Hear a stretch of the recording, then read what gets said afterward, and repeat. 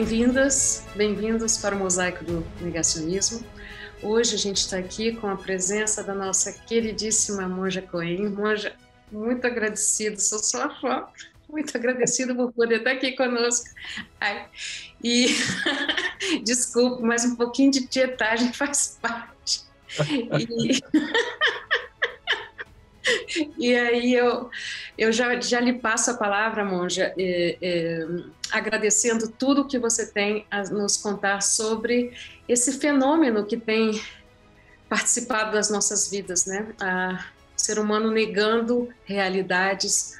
O que o Zen Budismo tem para nos dizer sobre isso? Enfim, me passa a palavra. Nós dizemos que há 3 vírus para o ser humano e para a mente humana: a ganância, a raiva e a ignorância.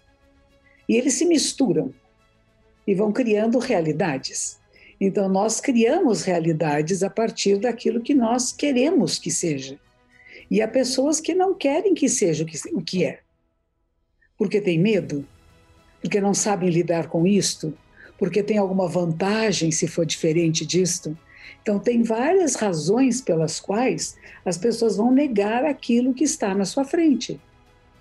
E só existe uma maneira de curar algum mal, qualquer erro, qualquer falta, se nós somos capazes de ver o erro, ver a dificuldade, ver o problema e poder encontrar meios de cura. É como um médico, ele para fazer a diagnose do que está acontecendo com uma pessoa, ele vai perguntar o que você sente, deixa eu examinar você, eu vou auscultar o seu peito e vou procurar as causas do seu mal-estar. Mas se eu nego que o mal-estar existe, se eu digo que está tudo bem e que sempre esteve bem e que eu quero modificar até a história que já foi, é muito interessante. Hoje me mandaram, não sei se é fake ou nada, ou não, que Portugal tinha dito que eles não consideram que Cabral descobriu o Brasil. E uma amiga minha que me mandou isso, disse assim: imagine, o Brasil ainda não foi descoberto, ele ainda não existe, a gente está no país imaginário, porque Portugal acaba de dizer que ele não reconhece que Cabral descobriu o Brasil, porque Cabral estava indo para as Índias. Falei, sei lá, tem tanta brincadeira acontecendo atualmente que você nunca sabe o que é verdade e o que deixa de ser, mas existem certos limites. Quando as pessoas dizem que a Terra é plana, e que eles querem provar que a Terra é plana e que foi toda uma montagem dos Estados Unidos que chegaram até a Lua, eles falam, nossa, como é que o avião não cai lá no finzinho da Terra, né, no fim da Terra plana? Então tem certas coisas que a gente fica meio surpreso de ser assim, mas faz parte desses 3 venenos da mente humana. Alguns agem pela ganância. Que vantagem eu vou ter numa situação em que eu nego essa realidade? Nós vimos um presidente na África, não foi? Que ele negava o coronavírus, e disse que estava protegido pelas deidades e que ele orava e que não ia acontecer nada, e morreu do coronavírus. Então, tem até piadas antigas sobre isso, que alguém está se afogando, é uma pessoa que crê muito em Deus, e alguém chega com um barquinho e diz assim, venha que eu vou te salvar. Não, é Deus que me salva. E de repente alguém lá de cima com o helicóptero joga uma boia, não, é Deus que vai me salvar. Ele morre. Quando chega no céu, ele diz, mas Deus, o Senhor não me salvou. Diz assim, você não pegou nada do que eu mandei para você. Eu dei várias oportunidades para você viver mais um pouquinho, mas você não aceitou, porque tem uma ideia na sua cabeça do que é Deus, do que é essa salvação miraculosa, como se houvesse alguma coisa que realmente caísse do céu magicamente. A mágica da vida é a nossa atuação na realidade. E na hora que nós vemos um problema, uma dificuldade, nós analisamos o problema e planejamos como vamos curá-lo. Uma das coisas que não tem sido feita muito, não é só no Brasil, é no mundo, é o planejamento. Começamos a pandemia, uma surpresa, muito bem, surpreendeu, e vamos começar a nos organizar. Começamos a nos organizar, e foi interessante que os países que estavam liderados por mulheres foram os primeiros a ter melhores resultados, porque não estavam tão interessadas na reeleição, não estavam tão interessadas no poder, porque já tinham o poder, mas como cuidar. Eu acho que essa falta de cuidado com o mundo, com a vida, com o nosso corpo, com a realidade, é uma doença grave deste século. Eu existo independente do outro? Isso é uma falácia. Nós só existimos em relação. É uma palavra que o monge vietnamita, ele morava na França, em Plum Village. Ele insistia muito em dizer uma nova palavra nos dicionários: interser. Eu não existo sozinha, separada. Em vez de eu sou, tu és, ele é, eu intersou, tu interés, ele interé. Estamos em inter-relação o tempo todo com tudo que existe. Isso é o despertar da mente humana. É o despertar da consciência para a realidade, para aquilo que é.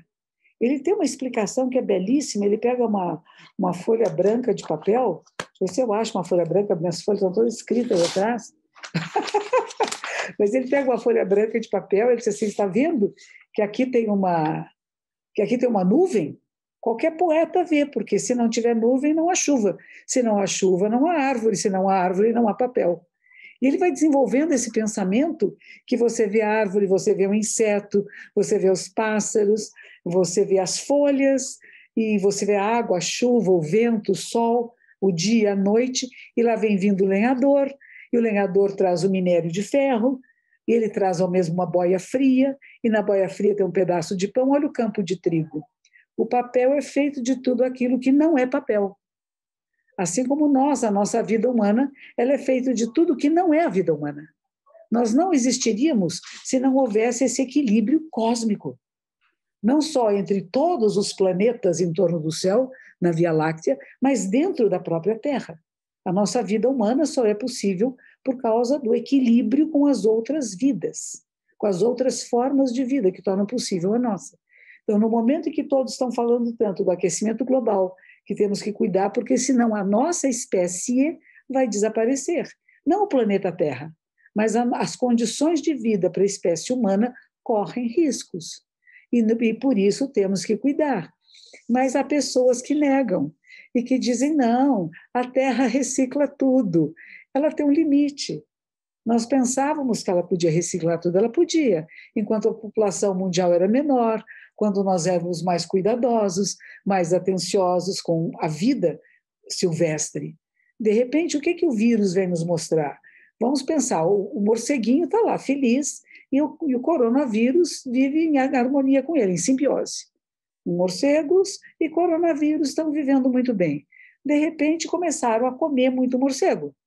Já era um hábito, mas se tornou agora um hábito maior. Morcegos em jaulas, eles perdem a estabilidade do seu organismo vivo. Eles perderam seu meio ambiente. Eles têm o radarzinho deles e percebem que a coisa não está boa. O coronavírus fala: esse hospedeiro aqui está ficando doente, esse hospedeiro está desestabilizado, e ele vai procurar outro hospedeiro. E, de repente, achou seres humanos que estavam comendo um morceguinho. E só que nós não temos anticorpos, não sabemos, não fazemos simbiose com o coronavírus. Alguns fazem. Alguns não ficam doentes, são contagiados e não sentem nada. Eles conseguem fazer a simbiose, vivem bem juntos. Outros não, outros morrem. Então, nós criamos uma situação de uma invasão do meio silvestre sem o cuidado necessário. É como uma pessoa que vai abrir uma autoestrada e não cria uma passagem subterrânea para os bichinhos. E eles vão todos morrer atropelados. Porque ali era a sua rota de vida, de travessia. Então, quando nós mexemos no meio ambiente, quando nós alteramos o meio ambiente, que tudo é meio ambiente, o nosso corpo é meio ambiente, nós precisamos ter um pouco mais de cuidado e atenção. O que será que vai ficar desequilibrado? Será que nós podemos fazer de maneira que desequilíbrio mínimo possível? Nós desequilibramos tanto que tivemos, pelo que dizem os especialistas, a primeira das pandemias. Não é a última, é a primeira, teremos muitas outras. Porque mexemos tanto de uma forma tão descuidada que o resultado será esse. Não tem vingança, né? Porque pessoas vão dizer: a Terra está se vingando, Deus está se vingando. Dentro do budismo, primeiro, não tem nem conceito de Deus, e nem acreditamos que a natureza, a Terra, está se vingando de alguém. A nossa versão é que tudo que existe é a lei da causalidade. Causas e condições produzem um determinado efeito. Este efeito vai ser causa ou condição de alguma outra coisa. E assim nós vivemos numa teia de causas, condições e efeito. Isso é a trama da vida. Quer dizer, quais são as causas e as condições que nós participamos? Não somos os únicos, também não somos tão poderosos assim. que a gente acha que tem o poder sobre tudo. Não, nós temos a nossa participação. Então, qual foi a nossa participação que criou causas e condições para termos essa pandemia? Muito bem, a pandemia chegou, alguns lugares foram respeitosos, obedeceram, abaixou e ficou todo mundo feliz. Quando feliz, abaixou a guarda. Abaixou a guarda, ela voltou. E voltou mais forte. Aqui no Brasil tivemos uma questão de pouco planejamento, de achar também que não era nada. Eu acredito que o presidente Trump nos Estados Unidos, quando é o ex-presidente, ficou o nosso presidente aqui no Brasil, nosso não, o presidente eleito por algumas outras pessoas para o nosso país, ele ficou muito amigo do Trump e confiou completamente neste homem. Ele está dizendo que é uma gripezinha e que tem alguns remédios que podem parar, ou seja, a população não vai entrar em pânico. É como eu interpreto isto. Então, não vamos deixar entrar em pânico a população, vamos dizer que é uma coisa leve, a economia não para e a gente vai dar um jeito de levar isso para adiante. Só que era mais grave. É muito mais grave do que o resfriadinho, que foi a informação. Eu fico pensando duas possibilidades. Uma delas é dizer, é só um resfriadinho, não vai acontecer nada. 70%, 2% da população vai morrer e você não pode fazer nada sobre isso. Mas 98% vai sobreviver, alguns com sequelas e outros não vão ter nada. Então, não adianta você se preocupar, porque nós não temos controle sobre o vírus. Então, a pessoa fala, bom, não posso fazer nada sobre isso, e foram algumas falas dizendo o que eu tenho com isso, o que eu posso fazer, porque falaram, provavelmente, para esse personagem que não havia o que fazer. Ou acreditou firmemente que é apenas uma gripezinha, porque ele teve uma gripezinha. Outra coisa muito grave que aconteceu recentemente, durante o processo da pandemia, nós tivemos um jovem negro em Porto Alegre que foi assassinado, o Beto, e foram conversar com o vice-presidente, Mourão, e perguntaram a ele, mas o problema nosso no Brasil é de racismo estrutural. Ele disse, não tem racismo no Brasil. Então, de novo, a gente vê um negacionismo. O Brasil existe. Racismo no Brasil existe. E é racismo estrutural, sim. Da estrutura da organização social, desde o momento que trouxeram os escravos da África para cá e colocaram ele numa subcondição humana da escravatura, e quando houve a libertação da escravatura, não foi libertação, porque eles não tinham para onde ir, acabaram ficando nas próprias fazendas em que estavam antes, com poucas mudanças, alguns que foram tentar criar uma outra possibilidade, e até hoje nós não temos uma participação de 60% da nossa população considerada negra, quando nós não temos essa porcentagem no governo, nas instituições, nas universidades, enfim, nas profissões. Eles vivem ainda na pobreza, no submundo. Então, isto é, para mim, discriminação racial. E o nosso vice-presidente diz que no Brasil não existe. Como é que eu posso interpretar isto? Ele está querendo dizer que ele não discrimina. E que talvez a experiência de vida dele no Exército era um lugar em onde todos eram acolhidos igualmente. Então, ele pode dizer, na minha experiência de vida, não encontrei problemas racistas, mas dizer que não existe é outra coisa. Então, eu quero tampar o sol com a peneira. Eu quero dizer que isso não existiu. Parece que, recentemente, o presidente Bolsonaro, em algum lugar, também falou coisas semelhantes como essas, né? Que não há racismo no Brasil. E a gente fala, como não? Como não há? Se a gente está vendo isso agora na rua, se a gente vai na Fundação Casa, a maioria, eu já fui algumas vezes fazer palestras para os meninos que estão lá, a maioria deles são negros. Quando você vê um loirinho, você fala, nossa, tem um loirinho ali, porque o resto é tudo negro. Ou mestiços, né? Claro, a maioria é uma mestiçagem muito grande aqui no Brasil, e hoje em dia chamam-se todos de negros, né? Então, nós temos uma população que está massacrada, que não tem possibilidade de crescimento, que acaba indo para o crime, porque não tem outra solução, não consegue escola, não tem uma alimentação. Agora, na pandemia, vai falar para a molecada da periferia que eles têm que ficar em casa. Não adianta os médicos dizerem fica em casa. O que é casa? Eu não tenho casa. É um cômodo? Numa comunidade? Onde mora a avó, o tio, os irmãos, os bebês e os idosos, está todo mundo junto? Como é que eu vou ficar se eu nunca fiquei em casa? Se a minha vida sempre foi na rua? Por que não criamos condições para essas crianças, esses adolescentes se encontrarem na rua? Se a gente tem cabinezinhas, quando fui votar, tinha uma cabinezinha que a gente passava dentro da cabine para desinfetar, na entrada e na saída. Nos aeroportos tem isso. Os aeroportos de Dubai, todos têm isso. Você entra dentro de um aparelhinho, né? Que você limpa todo o seu corpo para poder entrar no avião. Por que não podemos colocar coisas como essa nas ruas? Para a meninada que quer fazer festa. E agora nós temos um problema aqui, que a população entre 20 e 50 anos está caindo e morrendo. Porque o vírus está muito virulento. O que aconteceu? Ele é vida. Como toda vida quer sobreviver. Para sobreviver, vai ficar mais forte. Mais forte e se espalhar mais. Então, o que o coronavírus está fazendo é isso. Ele está mais forte e se espalhando com mais rapidez. E se as vacinas não chegam em tempo hábil, elas não vão servir mais. Porque daqui a pouco será outras mutações. Esta mutação ainda, a vacina pode atender, mas as próximas talvez não. Então, está havendo agora uma corrida, agora houve uma mudança. Na hora que os empresários, os banqueiros, escreveram uma carta, houve uma pequena mudança. Na hora que o presidente Lula saiu e falou, houve mudança. Então, a gente percebe que existem pessoas que, embora elas estejam negando, algumas forças fazem com que elas enfrentem a realidade. E começa, então, nós vimos o presidente Bolsonaro, de repente, aparecer de máscara, falar sobre vacinação, fazer uma apresentação pública na televisão dizendo que ele sempre foi a favor das vacinas e que vai ter vacinas para todos e que a culpa não é dele, é do grupo internacional que não manda vacina. O que também é verdade. Também não é só mentira, não. Você vê, o Canadá tem 3 vezes a quantidade de vacina que precisa para cobrir a população em 2 doses. Está sobrando vacina.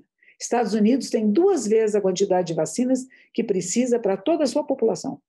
África não tem, Índia não tem, Brasil não tem. América do Sul, nem todos os países têm. Então, tem alguma coisa no mundo que é um pouco maior. A única pessoa que falou alguma coisa boa sobre isso foi a primeira-ministra da Alemanha. Que ela disse, não adianta o nosso país estar protegido se todos os outros não estiverem. Então, nós vamos partilhar o que nós temos. Porque não dá para pôr uma redoma.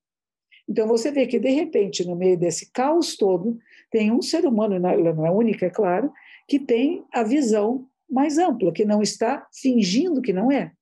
Que não vai dizer, se eu proteger a minha fronteira, o resto vai ficar bem. Não tem fronteira. Vírus não tem fronteira. Ele passa no ar. Passarinho pode levar. Bichinhos podem levar.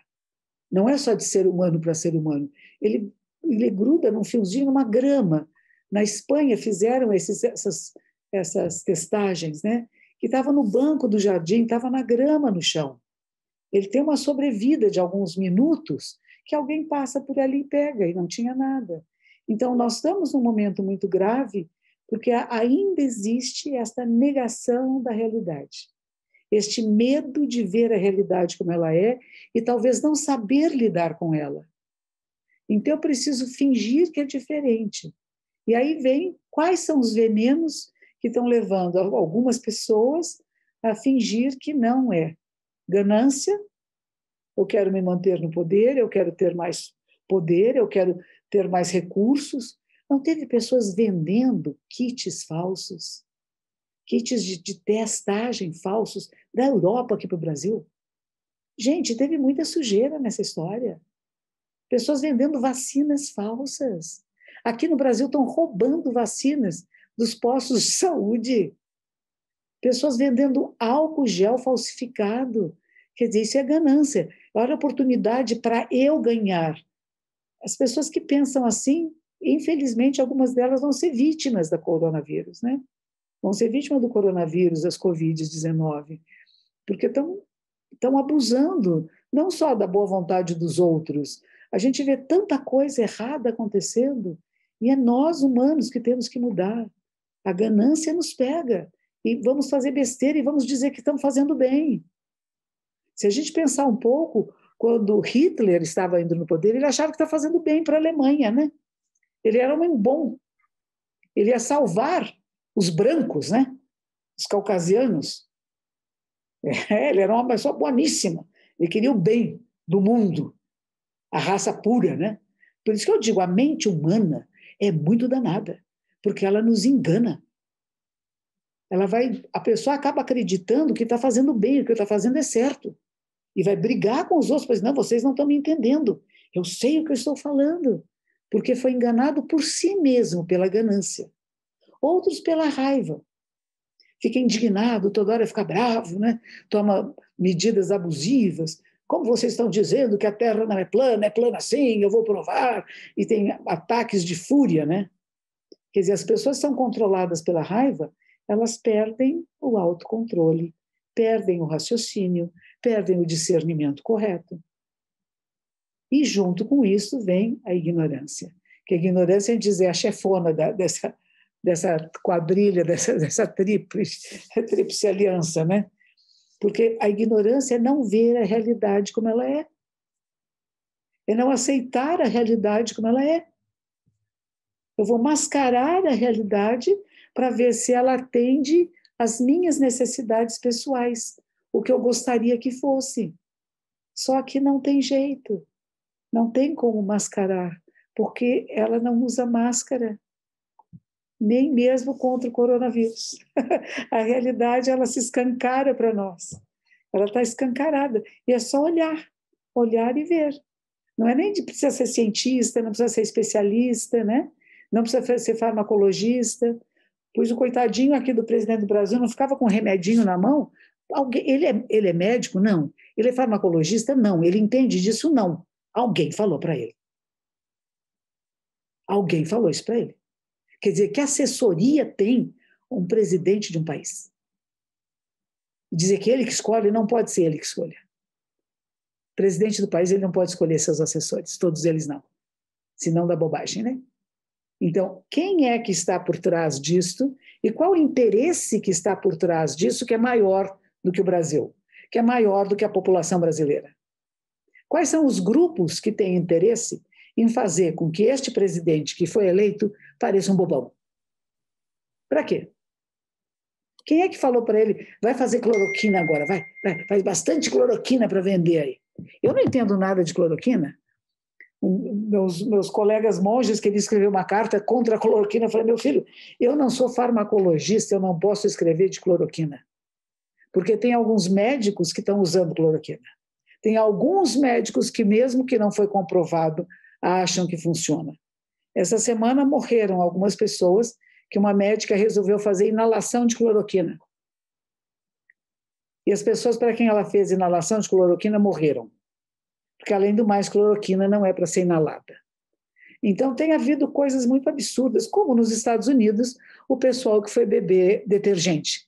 Porque o Trump, brincando numa fala, disse assim, se tomar detergente, mata o coronavírus, e o pessoal foi tomar detergente. Então, quando as pessoas estão em determinada posição de poder, elas têm que ter muito cuidado com o que falam. E quem são os seus assessores? E que interesse têm essas pessoas em desqualificar o governo do Brasil? Porque se você dá informações erradas a uma liderança, essa liderança confia, acredita, ela vai falar grande, né? E vão falar, é louco, é burro, é tantã. Porque também ele tem uma dificuldade do seu próprio discernimento, né? Faz parte do quadro do que nós estamos vendo agora. Agora, já vimos muitas barbaridades acontecendo, né? Aqui no Brasil e no mundo. Não é só daqui. Então, a gente sabe que tem uns governos paralelos, né? Que não se põem à frente de coisa alguma. E qual o interesse? Ontem, por exemplo, a Carta Capital tinha uma entrevista com um judeu, eu não lembro o nome dele, Jorge alguma coisa, e ele falando muito sobre isso, que alguém tinha dito, eu sou judeu, mas sou cristão. Ele disse assim, mas que absurdo é este? Ser judeu é fazer parte de uma cultura, é uma coisa diferente, não é só religião, não tem isso. Porque estão criando agora o quê? Ele diz assim, por que estão colocando a bandeira de Israel em passeatas? O que simboliza Israel para algumas pessoas? Raça branca. Militarismo. Diz assim, é isso que está por trás. Por que de repente somos tão amiguinhos de Israel? Porque Israel simboliza o quê? A raça branca. A primazia branca. E simboliza o quê? Militarismo. Então, nós estamos com um problema. Será que é isto? Será que tem um grupo de pessoas internacionais que estão, de novo, levantando o neonazismo e queremos dizer que a raça branca, se é que existe raça no mundo, né? Que é superior às outras, e que através de um controle militar e de uma disciplina, né, nós vamos poder ter um mundo melhor. Então tem coisas aí no mundo, né? E ao mesmo tempo a gente vê a China crescendo. E no meio que o Ocidente está todo se desmantelando, a China está lá bem felizinha da vida, né? Cada vez maior, cada vez ditando as regras para o mundo de comércio. E no meio disso tudo temos um navio no Canal de Suez, tampando o tráfego. Se não foi feito de propósito, agora tudo que você olha, você fala, alguém plantou esse navio ali. Nós vamos criar o caos no planeta. Nós não podemos mais passar para o Oriente, nada. Do Oriente para o Ocidente travou o canal de comunicação, de alimentos, de petróleo, de tudo, né? Como é fácil, você manda o maior cargueiro que existe, e você diz, ele parou no banco de areia, e agora não tem como virar, não tem como sair, e está tudo parado. Quer dizer, tem coisas muito graves acontecendo. E a minha pergunta é, quem está por trás disso? A quem interessa isto? Por que eu vou pretender que eu não vejo a realidade? Porque me interessa o quê? Eu vou ganhar mais dinheiro com isso? Eu vou ganhar mais poder com isso? As indústrias farmacêuticas vão ficar mais ricas vendendo vacinas? Por que as grandes riquezas do mundo, aquele senhor que está fazendo foguetinho para ele ir para outro planeta, o dinheiro de fazer aquele foguete para outro planeta dava vacina para o mundo inteiro. Por que as grandes riquezas do mundo não estão dando vacinas gratuitas para todos os países emergentes? Quer dizer, que interesses há por trás? E nós somos um joguete. Quando a gente acha, não, esta pessoa é um joguete. É apenas mais um. Mas quem está mexendo os pauzinhos aqui em cima não é ele. Nem nós. Olá, eu espero que vocês tenham gostado do episódio. Semana que vem a gente continua com o mesmo assunto. Até lá!